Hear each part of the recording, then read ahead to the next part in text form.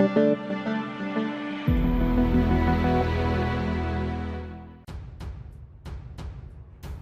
to hard reset Gionee S12 Lite.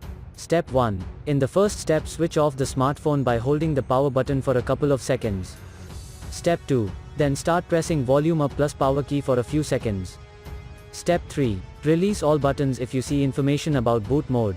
For further detailed guide, please check the link in the description. There you will find further steps on how to hard reset your smartphone.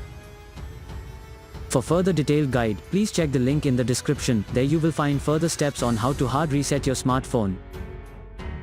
For further detailed guide, please check the link in the description. There you will find further steps on how to hard reset your smartphone.